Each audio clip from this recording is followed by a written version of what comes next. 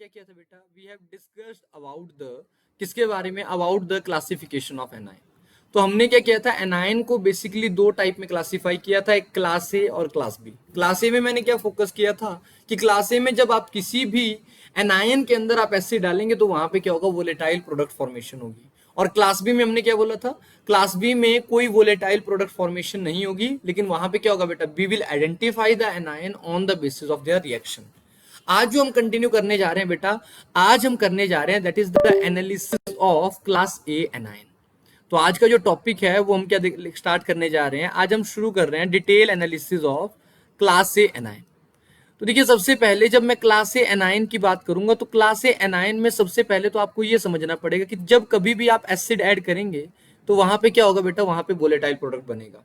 जैसे for example हमारे पास क्या था, क्लास ए एनाइन में दो कैटेगरी थी, एक तो था हमारे पास टाइप 1 और एक अपने पास क्या था बेटा, टाइप 2 था।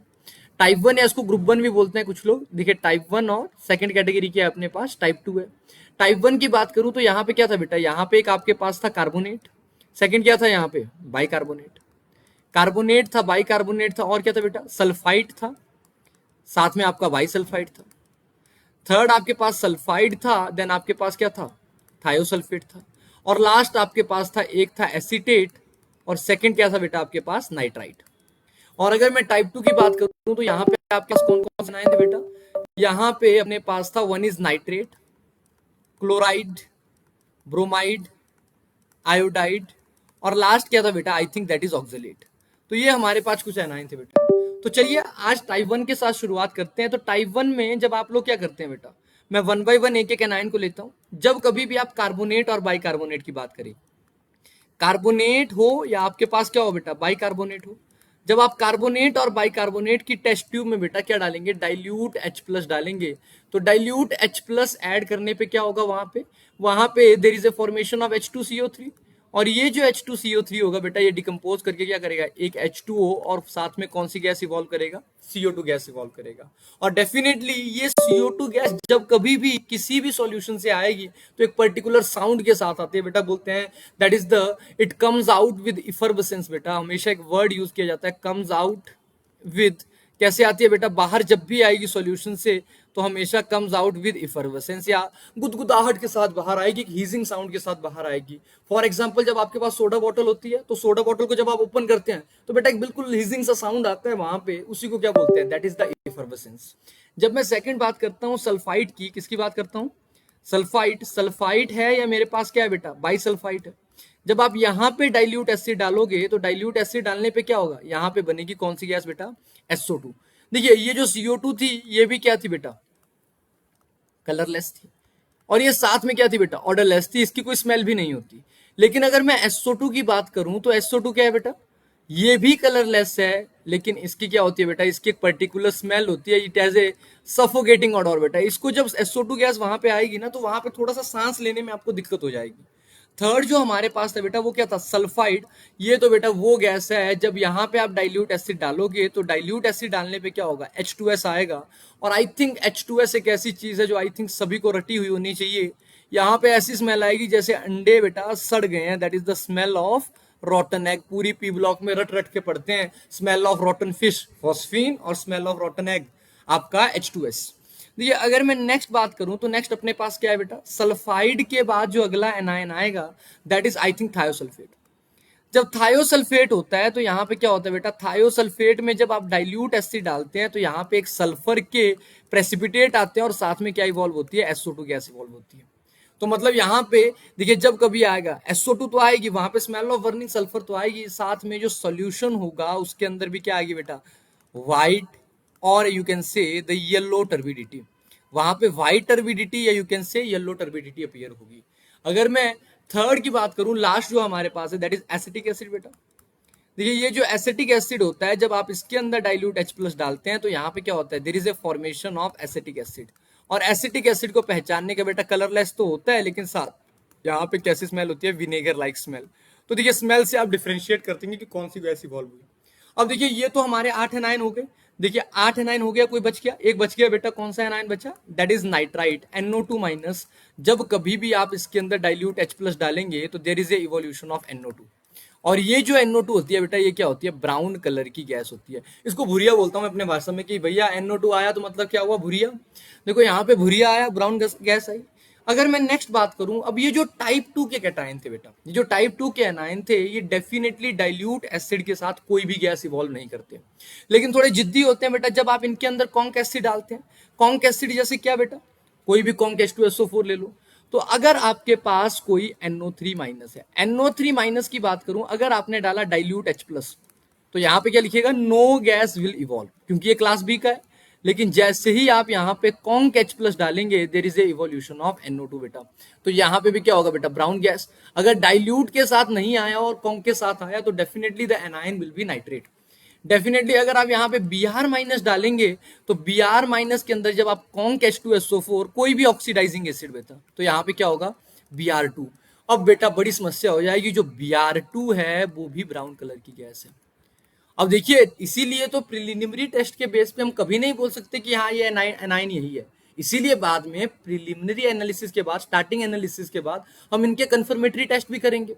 लेकिन हाँ, हल्का सा आइडिया कि हाँ बहुत सारे एनाइन में से लिमिटेड केस तक तो पहुंच जाएंगे। जैसे अगर ब्राउन कलर आया तो इनिशियल में बोल देंगे या तो NO2 है या तो क्या है बेटा, Br2 है। अगर मैं Cl माइनस की बात करूं बेटा, जब आप इसके अंदर कॉन्क H प्लस डालते हैं, तो यहाँ पे इंस्टेड ऑफ Cl2 यहाँ पे बनता है HCl। और ये जो HCl गैस है बेटा, इसकी कैसी होती है, पंजेंट अडोर होती है, कलरलेस होती है, लेकिन क्या होती है, पंजेंट अडोर होती है। अगर मैं नेक्स्ट बात करूं Cl2 के बाद, दैट इज I माइनस, तो I माइनस जब आप कॉन्क H प्लस डालते हैं, तो there is a formation of I2। और I2 जो होता है, आई थिंक बेटा वायोलेट कलर की गैस होती है। यहाँ पे I2 क्या होता है, वायलेट। और अगर मैं लास्ट बात करूं बेटा, लास्ट जो यहाँ पे था, that is oxalate C2O4 2 minus. जब आप इसके अंदर कॉन्क H प्लस डालते हैं, तो there is a formation of CO plus CO2। दो गैस निकलती है बेटा, कार्बन मोनोऑक्साइड और कार्बन डाइऑक्साइड। और इनको पहचानने के लिए क्या करते हैं बेटा, यहाँ पे हम लोग बोलते हैं it Burns with pale blue flame. देखो बेटा, कई बार तो जेई मेन और नीट लेवल तक तो यहीं से ही क्वेश्चन बन जाता है, अगर आप इतना भी डेटा याद रखें कि कौन सी गैस कौन से कलर की होती है। देखिए, एडवांस के लिए तो बहुत सारी चीजें और पढ़नी पड़ेंगी, लेकिन जेई मेन्स लेवल तक तो कई बार इन्हीं स्टेटमेंट के बेस पे क्वेश्चन हो जाता है। लेकिन अभी तक देखिए, बाकी सारे तो बिल्कुल क्लियरली डिफरेंशिएट हो रहे हैं, लेकिन यहाँ पे जो ब्राउन गैस है ना, थोड़ा सा कंफ्यूजन क्रिएट कर रही है कि हमारे पास दो दो ब्राउन गैस आ रही है। एक पास अपने पास आ रही है NO2 बेटा, और एक क्या आ रही है, एक जो ब्राउन गैस थी वो क्या थी, NO2, और एक ब्राउन गैस क्या थी, Br2। अगर इन दोनों को आपको डिफरेंशिएट करना है बेटा, आप क्या करिए, NO2 गैस को पास करवाइए किसके अंदर, H2O के अंदर। देखिए, NO2 गैस को भी पास करवाइए, ब्रोमीन को भी पास करवाइए, किससे, H2O से। तो जब NO2 H2O के साथ रिएक्ट करेगा तो क्या बना देगा, HNO3। लेकिन यहाँ पे ये क्या होगा बेटा, कलरलेस, कलरलेस। लेकिन ब्रोमीन वाटर ऐसा नहीं होता बेटा, ब्रोमीन का तो क्या होता है, ब्राउन कलर का ही रहेगा। ये क्या रहेगा, ब्राउन कलर का ही रहेगा। ब्रोमीन वाटर आपका कलरलेस नहीं होता। मतलब ऐसा बोल सकते हैं, NO2 lose its colour when passing through water. जब आप इसको वाटर से पास करवाएंगे तो NO2 क्या करेगी बेटा, अपने कलर को लूज कर देगी, वाइल Br2 नहीं करेगा। दूसरा बेटा, अगर मैं बात करूं, यहाँ पे Br माइनस है अपने पास क्या है, Br माइनस। और अगर मैं यहाँ पे क्या कर रहा हूं बेटा, कॉन्क H2SO4 है, तो क्या बन रहा है, Br2 बन रहा है। अगर मैं यहाँ पे MnO2 ऐड करूं बेटा, तो MnO2 क्या करेगा, एक्ट एज ऑक्सीडाइजिंग एजेंट। तो क्या होगा, Br2 और ज्यादा कन्वर्ट होंगे। अरे -1 से 0 जा रहा है तो ऑक्सीडेशन हो रही है ना। तो ये क्या करेगा, इंटेंसिटी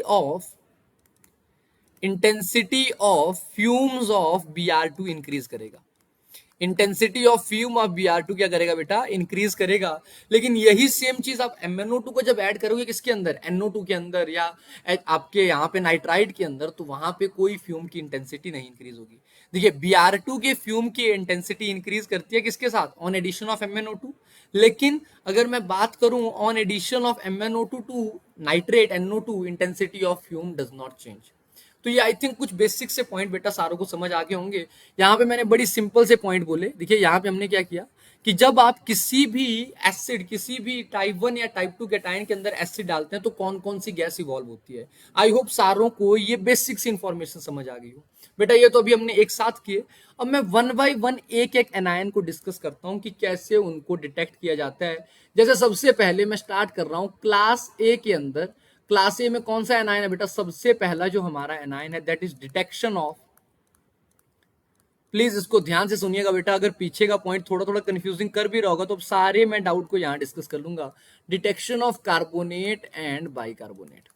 कार्बोनेट और बाइकार्बोनेट को कैसे लैब में डिटेक्ट किया जाता है?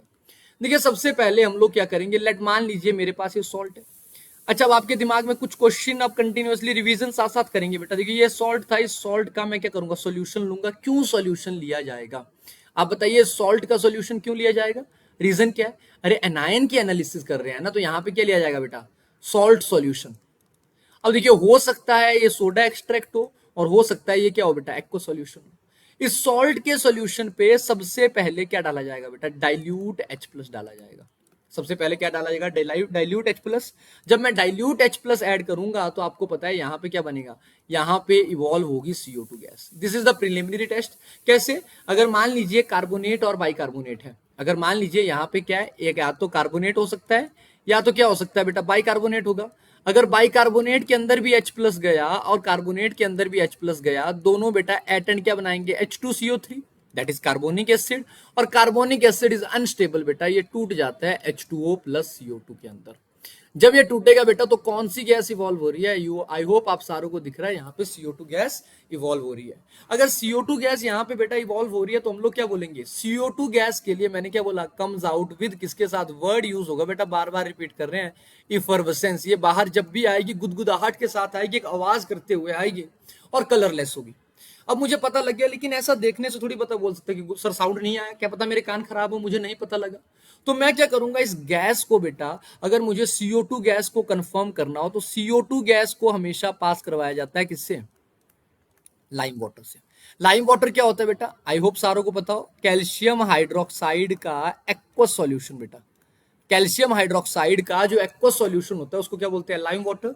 और यहां पे जब ऐसा होता है बेटा, COH हाइड्रोक्साइड के अंदर CO2 पास करवाई तो कैल्शियम का क्या बन जाएगा? कार्बोनेट। और यहाँ पे वर्ड यूज होता है बेटा, लाइम टर्न्स मिल्की। जो आपका लाइम टर्न्स मिल्की होता है वो कंफर्म करता है कि CO2 है। लेकिन बेटा आज मैं आपकी आंखें खोल दूंगा, हमेशा जरूरी नहीं है लाइम टर्न्स मिल्की का मतलब CO2 हो। क्यों? क्योंकि अगर मैं बात करूं SO2 गैस की बेटा, अगर आप SO2 गैस को भी कैल्शियम हाइड्रोक्साइड से पास करवाओ तो यहां पे भी क्या होता है बेटा? CaSO3 प्लस वाटर ये बनता है। CaSO3 plus water. और ये भी क्या है बेटा? This is lime. और ये क्या होता है बेटा? Lime turns milky. Lime turns milky, क्योंकि इसके भी प्रेसिपिटेट बनते हैं तो इसीलिए वो लाइम टर्न्स मिल्की का केस तो SO2 के साथ भी ट्रू है। जब आप बेटा इससे और CO2 पास करवाते हैं तो कार्बोनेट से और CO2 पास करवाइए, क्या बन जाएगा? कैल्शियम का बाइकार्बोनेट बन जाएगा। तो यहां पे क्या होगा? Milkiness disappear. I hope S block सारों को याद आ गया हो। नहीं भी पढ़ा बेटा, नीट वाले बच्चों घबराना नहीं है। देखिए मैंने आपको बता दिया, अगर आप हाइड्रोक्साइड में क्या कराएं बेटा? CO2 पास करवाएं तो कार्बोनेट बनता है। कार्बोनेट में और CO2 पास करवाइए, बाइकार्बोनेट बनता है। और ये जो बाइकार्बोनेट होते हैं बेटा, ये क्या होते हैं? They are soluble. अच्छा, सॉल्युबिलिटी कंफ्यूज कर रही होगी बेटा सारों को सॉल्युबिलिटी कंफ्यूज कर रही होगी। तो चलिए मैं आपके लिए एक लाइन लिख देता हूं सॉल्युबिलिटी की। ऑल कार्बोनेट, ये लिख देते हैं यहां पे, all carbonate are water insoluble. सारे के सारे कार्बोनेट क्या होते हैं बेटा? वाटर इनसॉल्युबल, एक्सेप्ट किसको छोड़ के? कौन सॉल्युबल होते हैं? Group 1 carbonate and ammonium carbonate. Ammonium carbonate को छोड़ के और ग्रुप 1 कार्बोनेट को छोड़ के सारे के सारे कार्बोनेट क्या होते हैं बेटा? वाटर इनसॉल्युबल होते हैं। और अगर मैं बाइकार्बोनेट की बात करूं बेटा तो यहां पे सीधा लिख देते हैं, all bicarbonate are water soluble. All bicarbonate are water soluble. जब मैं ये स्टेटमेंट यहां पे लिख दूंगा बेटा तो आई होप अब आपको कोई डाउट नहीं होगा। तो देखिए जब आपका बाइकार्बोनेट होगा तो प्रेसिपिटेट तो मिट जाएंगे, तो मिल्कीनेस क्या कर जाएगी बेटा? डिसअपियर हो जाएगी, क्लियर सॉल्यूशन मिल जाएगा। और अगर क्लियर सॉल्यूशन मिल गया तो देखिए डेफिनेटली अब मुझे अगर आइडेंटिफाई करना है तो मैं क्या करूंगा? CO2 निकली, CO2 गैस को कंफर्म करना है तो देखिए क्या होगा? कार्बोनेट और बाइकार्बोनेट में से अगर CO2 गैस को कंफर्म करना है, अगर CO2 गैस को कंफर्म करने के लिए क्या करेंगे? लाइम वाटर पास करवाएंगे, तो लाइम टर्न्स मिल्की। लेकिन क्वेश्चन अभी भी है कि सर CO2 कंफर्म हुई क्या? बेटा CO2 कंफर्म करने के लिए कि CO2 है या SO2 है, तो आप लोग क्या करेंगे, CO2 गैस को पास करवाएंगे किससे बेटा, यहां पे हम लोग लेते हैं filter paper. Filter paper generally किसका लिया जाता है बेटा, फिल्टर पेपर लिया जाता है KiO3 प्लस स्टार्च। स्टार्च और KiO3 का फिल्टर पेपर लिया जाता है। तो देखिए बेटा, अगर कोई रिएक्शन नहीं होती तो हम लोग बोलते हैं गैस कौन सी है, CO2। लेकिन अगर ये SO2 गैस है, लाइम टर्न्स मिल्की की बात कर रहा हूं बेटा, तो यहां पे ये फिल्टर पेपर लेने पे क्या होगा, क्योंकि KiO3 क्या है बेटा, KiO3 क्या ऑक्सीडाइजिंग एजेंट है, तो SO2 तो ऑक्सीडाइज होके चली जाएगी SO4 2 माइनस के अंदर। लेकिन ये जो आपके पास सल्फर है, ये जो आयोडीन है, यहाँ पे क्या बन जाएगा, I2 प्लस स्टार्च।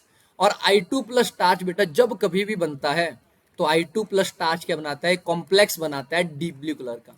अगर डीप ब्लू कलर आ रहा है इसका मतलब क्या, I2 बनी वहां पे, और I2 तभी बनेगी जब SO2 होगी, CO2 के साथ I2 फॉर्मेशन नहीं होगा।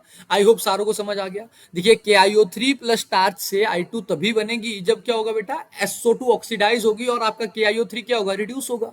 और अगर I2 प्लस स्टार्च बन रहा है तो आपको दिख जाएगा, जब कभी भी आयोडीन को कंफर्म करना है बेटा, स्टार्च के साथ रिएक्शन करवा दो, स्टार्च उसके साथ क्या करता है, कॉम्प्लेक्स बनाता है डीप ब्लू कलर का। आई होप CO2 और SO2 को कैसे डिफरेंशिएट करते हैं बेटा सारों को समझ आ गया। देखिए अगर मुझे कार्बोनेट और बाइकार्बोनेट का पता करना है, तो देखिए पहला तो आपके पास क्या होगा, आपने जो सॉल्यूशन बनाया आपने बना दिया है बेटा। पहले तो कार्बोनेट और बाइकार्बोनेट को डिफरेंशिएट करने का तरीका पहला क्या है बेटा, जब सॉल्यूशन बनाओगे कार्बोनेट क्या होंगे, इनसॉल्युबल होंगे, और बाइकार्बोनेट क्या होंगे, सॉल्युबल होंगे। लेट मान लीजिए वहां से भी पता नहीं लगा, तो अभी तो मैं इनको डिस्टिंग्विश नहीं कर सकता। अभी तो बस मैंने ये पता किया कि अगर CO2 गैस निकल रही है तो या तो कार्बोनेट है या तो क्या है बेटा, बाइकार्बोनेट। अगर डाइल्यूट एसिड डालने पे CO2 गैस निकल रही है या तो वो कार्बोनेट है या तो बेटा वो क्या है, बाइकार्बोनेट है। नेक्स्ट पॉइंट की बात करूं, अगर मुझे अब डिस्टिंग्विश करना है कि कार्बोनेट है या बाइकार्बोनेट है, that is the distinguish between carbonate and bicarbonate. अगर मुझे कार्बोनेट एंड बाइकार्बोनेट के बीच बचा अगर डिफरेंस क्रिएट करना है कि बताइए कार्बोनेट है या बाइकार्बोनेट है, तो मैं कैसे करूंगा। तो देखिए सबसे पहला जो सबसे बेस्ट तरीका होता है बेटा ये करने का, that is by using phenolphthalein. Phenolphthalein क्या है बेटा, एक इंडिकेटर होता है जिसकी हेल्प से we can do the analysis कि ये कार्बोनेट है कि बाइकार्बोनेट है। अच्छा कैसे पता लगता है बेटा, देखिए जब कभी भी आपके पास क्या होगा बेटा, फिनोल्फथलीन होगा, तो फिनोल्फथलीन सिर्फ बेसिक मीडियम में ही कलर शो करता है। अगर वहां पे बेसिक मीडियम ठीक ठाक है तो हम बोलेंगे कलर शो करेगा, अदरवाइज कलर शो नहीं करेगा। तो देखिए कार्बोनेट के साथ हम लोग क्या बोलेंगे, it shows pink colour. Carbonate के साथ फिनोल्फथलीन पिंक कलर शो करता है। लेकिन अगर आपके पास बाइकार्बोनेट है बेटा, तो बाइकार्बोनेट के साथ it does not show pink colour, ये आपका पिंक कलर शो नहीं करता है। अगर कार्बोनेट है तो पिंक कलर शो करेगा, और अगर बाइकार्बोनेट है तो बेटा पिंक कलर शो नहीं करेगा। अच्छा ऐसा क्यों होता है, देखिए अगर मैं बात करूं कार्बोनेट की, देखिए कार्बोनेट जब भी होता है ना आपके पास, कोई भी कार्बोनेट है, तो कार्बोनेट जब भी होगा बेटा इसकी क्या होगी, हाइड्रोलिसिस होगी, तो ये क्या बनाएगा, HCO3 माइनस प्लस क्या बनाएगा, OH माइनस। ये नेचर में क्या होता है बेटा, सॉल्यूशन की जब सॉल्ट की हाइड्रोलिसिस होती है तो ये क्या होता है, बेसिक नेचर का होता है। ये जो HCO3 माइनस है जब ये वाटर में जाएगा तो डेफिनेटली यहाँ पे क्या बनेगा, H2CO3 प्लस OH माइनस। ठीक है, डेफिनेटली ये स्टेप का जो हाइड्रोलिसिस कांस्टेंट होगा दैट इज KH2, और ये क्या होगा बेटा, KH1। तो देखिए KH1 क्या होगा बेटा, KH1 होगा KW अपॉन K2, क्योंकि देखिए यहाँ पे सेकंड H निकल रहा है ना, और यहाँ पे KH2 क्या होगा बेटा, KW अपॉन K1। और हमें पता है कि एसिड का जो फर्स्ट डिसोसिएशन कांस्टेंट होता है बेटा वो ज्यादा होता है सेकंड डिसोसिएशन कांस्टेंट से, तो देयरफॉर हम लोग क्या बोलेंगे, KH1। ये अगर ये वैल्यू बड़ी है तो डेफिनेटली ये छोटी होगी, तो KH1 is greater than KH2। मतलब यहाँ पे OH माइनस की कंसेंट्रेशन क्या होगी बेटा, मोर, और यहाँ पे OH माइनस की कंसेंट्रेशन क्या होगी बेटा, लेस। जिन बच्चों को आइनिक्स बिल्कुल ही भूल चुका है वो छोड़ दीजिए बेटा, आपको क्या करना है, हमारी क्वालिटेटिव एनालिसिस तो ये बोलती है कि बताइए कैसे डिफरेंशिएट करें। तो मैंने बोला कार्बोनेट आपका फिनोल्फथलीन के साथ पिंक कलर शो करेगा और बाइकार्बोनेट नहीं करेगा। क्यों नहीं करेगा इसका रीजन मैं उन बच्चों को समझा रहा हूं जिनको आयनिक आता है बेटा अच्छे से। तो क्या लॉजिक है, अगर हाइड्रोक्साइड आयन होंगे तभी तो सॉल्यूशन बेसिक होगा, और बेसिक सॉल्यूशन के अंदर ही ये पिंक कलर शो करता है। यहाँ पे बेटा ये जो OH माइनस आयन के इनकी कंसंट्रेशन बहुत कम है, इसलिए बाइकार्बोनेट कभी भी फिनॉल फथलीन सॉल्यूशन के साथ फिनॉल फथलीन कलर चेंज नहीं करता, मतलब वो पिंक कलर शो नहीं करता। तो सबसे पहला तरीका बेटा, अगर मुझे पता लग गया CO2 गैस ही निकल रही है, तो अगर ये पता करना है कार्बोनेट है या बाइकार्बोनेट है, तो मैं क्या डालूंगा, फिनॉल फथलीन डालूंगा। फिनॉल फथलीन मुझे पक्का बता देगा कि मेरा सॉल्यूशन के अंदर कार्बोनेट है या बाइकार्बोनेट है। आई होप बेटा सारों को समझ आ गया हो। This is the most important method to differentiate the carbonate and bicarbonate. Second जो मेथड होता है बेटा, सेकंड मेथड बहुत इंपॉर्टेंट होता है, that is by using reaction या by using reaction in solution. हम उन सॉल्यूशन फेज में उनकी क्या करवाएंगे, रिएक्शन करवाएंगे। देखिए कैसे रिएक्शन करवाएंगे। अगर मैं बात करूं कार्बोनेट है, तो कार्बोनेट के मोस्टली जो सॉल्ट होते हैं बेटा वो क्या होते हैं, इनसॉल्युबल होते हैं। तो कार्बोनेट की रिएक्शन जैसे अगर मैं किसके साथ करवाऊं बेटा, MgCl2 के साथ, तो पक्का यहां पे क्या बनेगा, एक कार्बोनेट बनेगा। यहां पे क्या बनेगा बेटा, एक पक्का प्रेसिपिटेट बनेंगे। अगर मैं सिमिलरली वही किसके साथ करवाऊं बेटा, CuCl2 के साथ करवाऊं, तब भी प्रेसिपिटेट बनेंगे। आई होप लेक्चर थोड़ा लेंथी हो गया बेटा, तो आई थिंक यहां तक ही इनफ है। ओके, नेक्स्ट लेक्चर में बेटा यहां से आगे डिस्कस करेंगे, ठीक है। थोड़ा लेंदी हो जाएगा नहीं तो, ठीक है। यहां से आगे नेक्स्ट लेक्चर में डिस्कस करेंगे। आज के लेक्चर में अपन लोगों ने क्या सीखा बेटा, हमने ओनली इतना सीखा कि बताइए यहाँ पे कैसे कार्बोनेट और बाइकार्बोनेट को डिफरेंशिएट करेंगे। कार्बोनेट और बाइकार्बोनेट को डिफरेंशिएट करने का सिंपल सा तरीका है, फिनॉल फथलीन डालिए और आपको पता लग जाएगा। Thank you so much, have a good day बेटा। मिलते हैं नेक्स्ट लेक्चर में next day. Okay, bye bye.